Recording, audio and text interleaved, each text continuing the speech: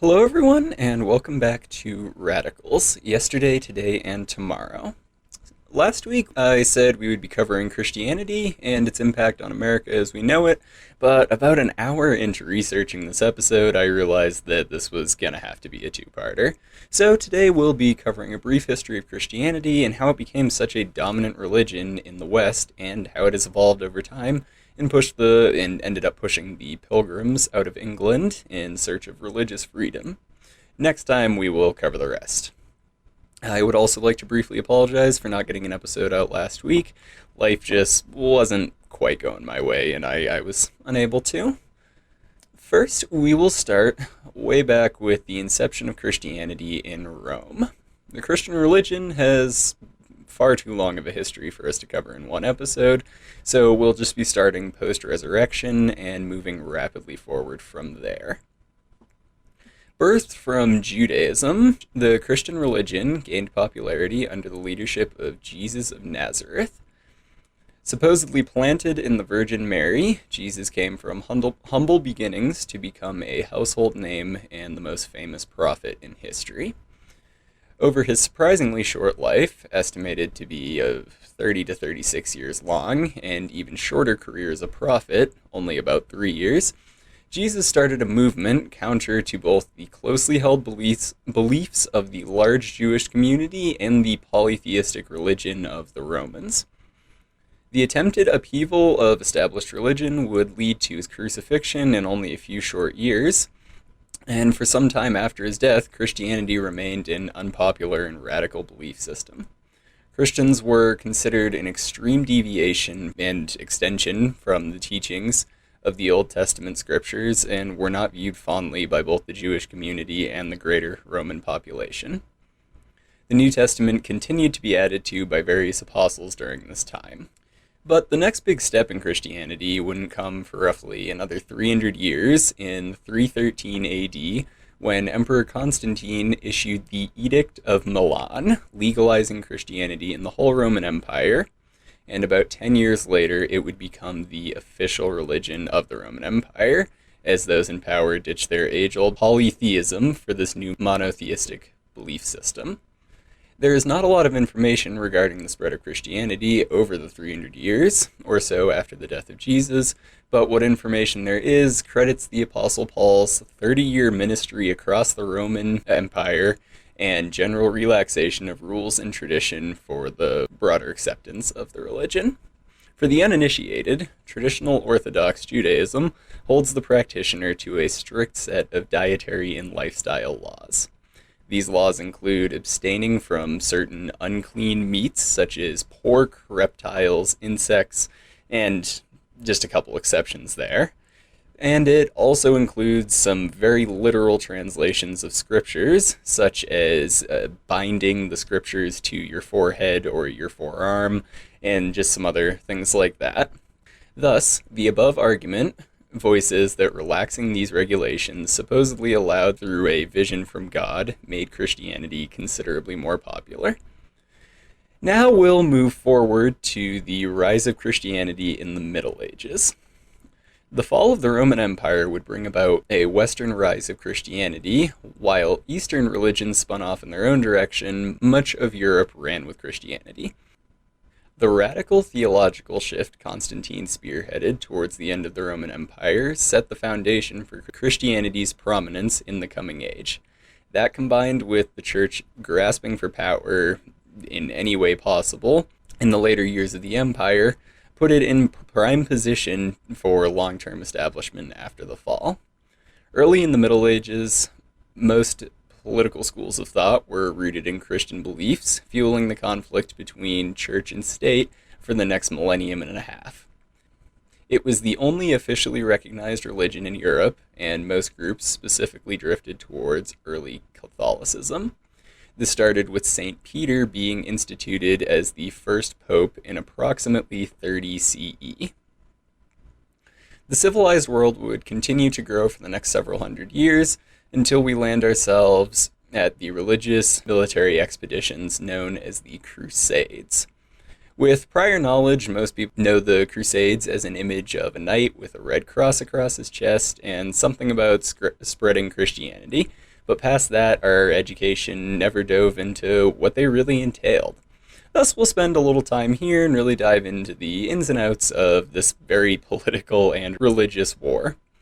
The Crusades came as a product of the expanse of Islam from the 6th to 12th century, and the tension caused by this expansion reached a boiling point in the latter decades of the 11th century when the Byzantine Empire lost control of Jerusalem, the historic home of the Hebrews, to the Turkish group, the Seljuk. It should be noted that the struggle for control of Jerusalem continues today and is entirely grounded in religion. The stated purpose of the Crusades, then, was to check the spread of Islam, retake the Holy Land of Jerusalem, and conquer pagan territories. All these goals are music to the ears of both modern and historic Christians, but with millions of lives lost and such religious sentiments set, were these wars actually to the benefit of anyone? Well, on a religious basis, largely no. Christians and Jews and Muslims all still think they are entitled to Jerusalem, as they all spawn from the same legends and stories. And it should also be noted that the Quran, the central book around Islam, shares many narratives with the Old Testament, which is studied by both Christians and Jews. But the larger accomplishment of the Crusades seems to be in line with really any war in history, meaning the means of transportation were improved, trade depots were set up, and ran long after the Crusades, and those crusaders who were lucky enough to return home had expanded tastes in spices, textiles, and other commodities.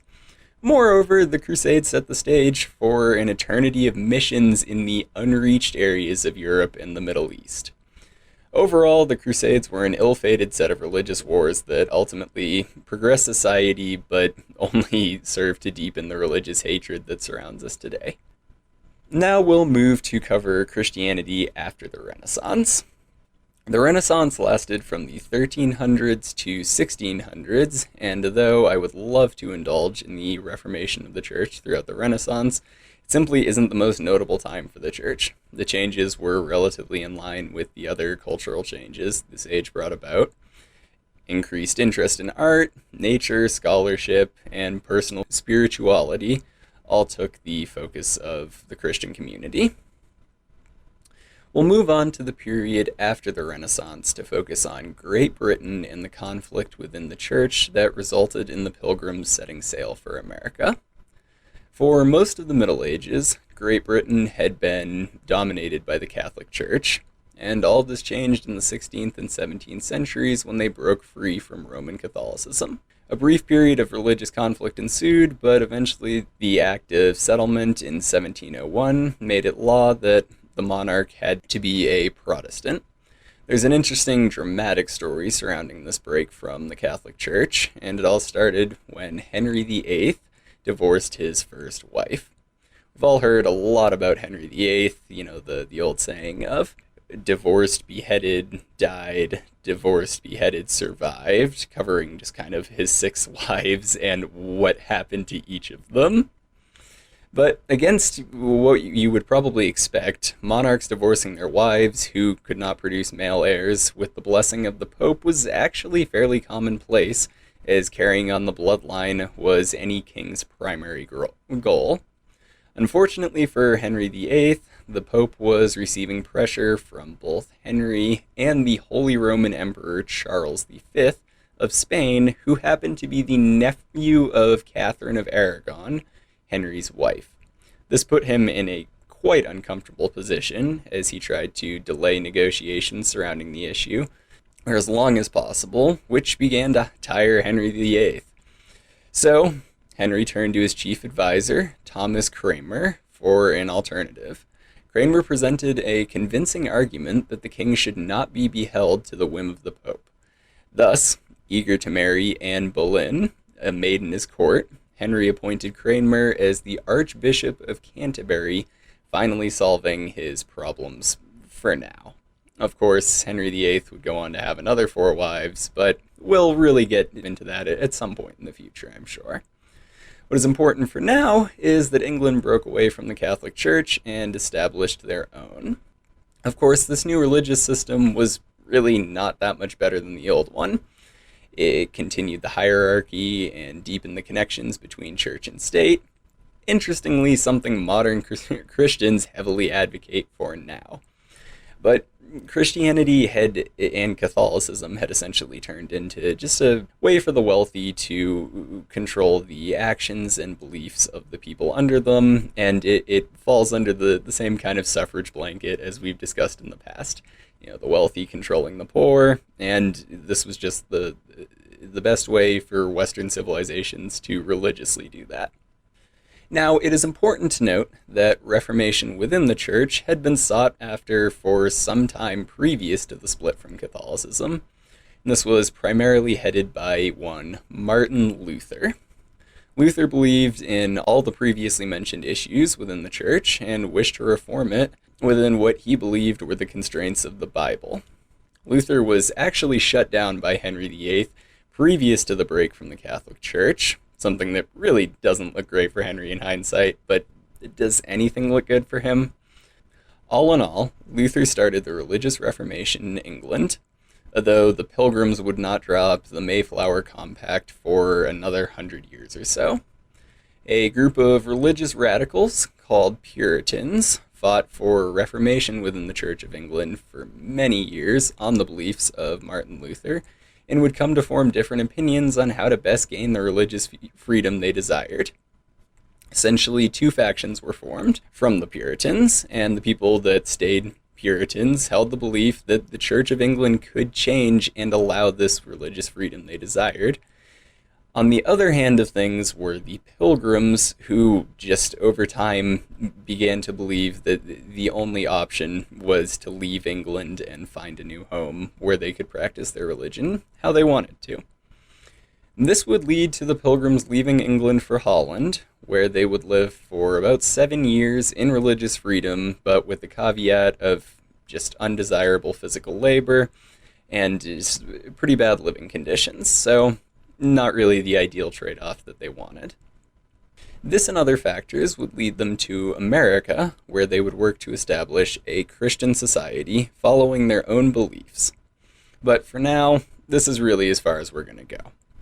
So, that was a lot of history there.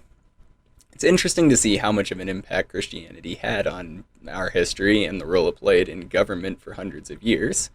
There was essentially no separation between church and state from the Middle Ages through the Renaissance, through, that kind of post-Renaissance era. And the church just had become a corrupted tool used to control the lives of the monarch's subjects. So next episode, we'll examine the impact Christianity had on America and how we still feel that impact today. We'll take a much more political and less historical approach to this, and try to determine if the impact Christianity had on us has been positive, negative, or just there.